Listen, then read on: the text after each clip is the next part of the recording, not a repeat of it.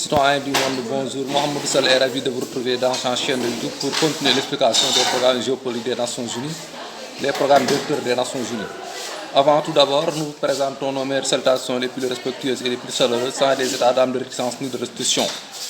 Nous vous souhaitons une bonne compréhension et un bon entendement. Aujourd'hui, nous voulons continuer sur les conseils de sécurité de l'ONU, un programme directeur des Nations Unies pour orienter le globe vers la tranquillité, rassembler le peuple, créer une atmosphère d'entente entre les différentes cultures, races, religions, ethnies et politiques, résoudre les crises financières, les crises politiques, les crises religieuses et les crises morales. Aujourd'hui, nous voulons continuer sur les conseils de sécurité des Nations Unies, si vous nous le permettez très bien, par la volonté de l'UNIT Dieu. Pour la protection des terres et des biens, il faut renoncer aux confrontations hostiles. La géopolitique agréée par Dieu pour un monde sécurisé constituera le majestueux programme imposé au Conseil de sécurité des Nations Unies pour l'équilibre du globe. Les politiques de tolérance est un pragmatique système pour la sécurité du monde entier et la paix et le maintien de la paix. Pour assurer la protection des biens de bien-être, notre justice géopolitique propose la rupture des discordances entre l'État d'Israël et l'État islamique. Les conseils de sécurité des Nations Unies relanceront une campagne de lutte contre les politiques sectaires en déstabilisant les cibles terroristes.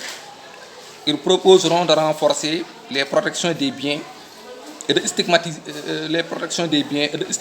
les pseudo-djihadistes qui se cachent sous prétexte islamistes pour soulever des violences et des divergences. Cet organe des Nations Unies fera des demandes sur les cibles terroristes pour les imposer de dialogue pacifique pour obtenir gain de cause la réconciliation des différents mondes.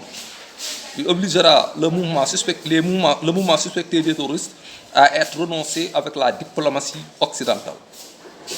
Les conseils de sécurité des Nations Unies relanceront des nouvelles stratégies pour assurer la protection des grands États. Ils lutteront contre l'espionnage américain aux États arabes.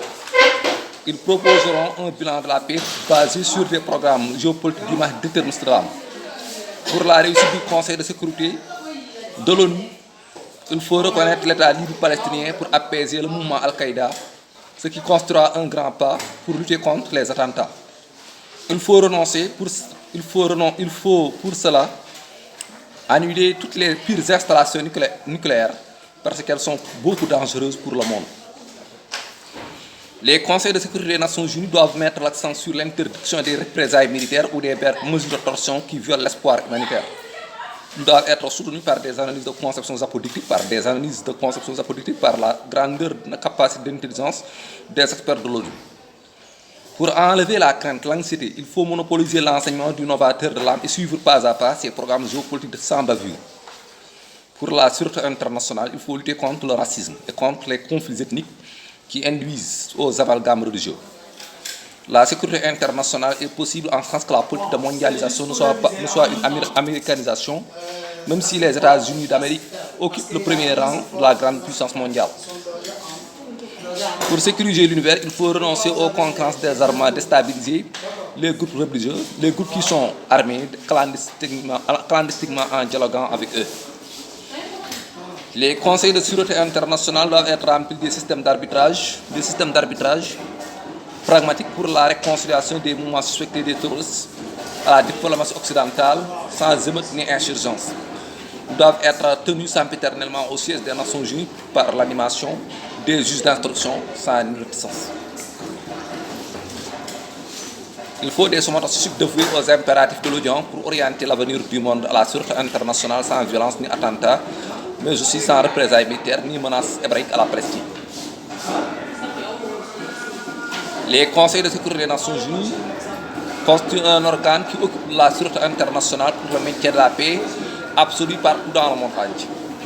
Ils doivent être animés par des juges d'instruction judicieusement sans mensonge, ni aucun penchant pervers pour sécuriser les biens publics et les bien-être humanitaires. Cet organe de l'ONU doit être dirigé par des psychologistes pourvus d'expérience de correction pour orienter l'avenir du monde à la sûreté. Il doit méticuleusement préconiser une sûreté minutieuse dans les aéroports et entre les frontières sans une opération de rigidité pour ne pas agacer des serviteurs de Dieu. L'opération militaire ou terroriste aux hommes de Dieu, serviteurs de Allah, peut causer des phénomènes apocalyptiques. C'est pourquoi il faut sécuriser le bien-être de l'humanité parce que l'âme est sacrée. Il faut réprimander les mesures de torsion parce qu'elles sont dangereuses pour l'espoir humanitaire. Les représailles militaires, autrement dit la guerre en Afghanistan et la guerre en Irak, ont favorisé l'univers opprimé de crise française. Les conseils de sécurité des Nations Unies doivent vilipender ces genres d'actes criminels. Les processus de développement de l'univers en direction de la sûreté internationale doivent être soutenus par des politiques de compréhension mohammedienne qui orientent les différents mondes vers un terrain d'entente pour dialoguer avec sécurité sans discordance. Pour avancer sur ces programmes de maintien de sécurité, il faut convertir le monde entier en une seule cohésion sociale islamique parce que l'islam signifie la paix et elle suggère des idéologies pacifiques. La sûreté pour le bien-être de l'humanité proposée par le thaumaturge professeur de théologie et de géopolitique doit être accordée d'une grandeur de privilège par les Nations Unies pour que le monde entier vive une atmosphère paisible. La stratégie de bonne gouvernance prêchée par le Mahdi Islam pour le Conseil de sécurité des Nations Unies repose sur le bilan de la paix pour l'avenir du monde sans des stratagèmes de politique de démagogie. L'arrivée du Saint Issa ibn Maryam Jésus-Christ descendu du au ciel confirme les prédications du Saint Mahdi Islam Mohammed pour sécuriser l'univers entier. La rétribution de l'anthropocentrique de l'âme, c'est le paradis céleste, avec l'admiration béate du visage de Dieu après avoir dirigé les Nations Unies en établissant des programmes pour le Conseil de sécurité de l'ONU. Pour la sûreté internationale,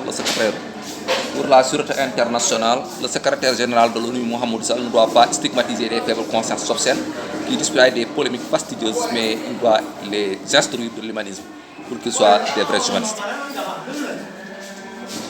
Les conseils de sécurité de l'ONU seront dirigés par le bel esprit mohammedien éclairé d'opinion pour lui finalement maintenir la sûreté internationale et la paix absolue, sans violence ni insuffisance des idéologies perverties. Ils seront agrémentés des vérités apologétiques par des conférences pertinentes animées par le rénovateur de l'âme éclairé d'opinion. Cette prise de conscience méticuleusement déterminée et apologétique propose la sécurité internationale en renonçant aux confrontations xénophobes, racistes, terroristes. Les conseils de sécurité des Nations Unies proposeront la rupture des concurrences ethniques parce qu'elles marquent l'origine des attentats atroces.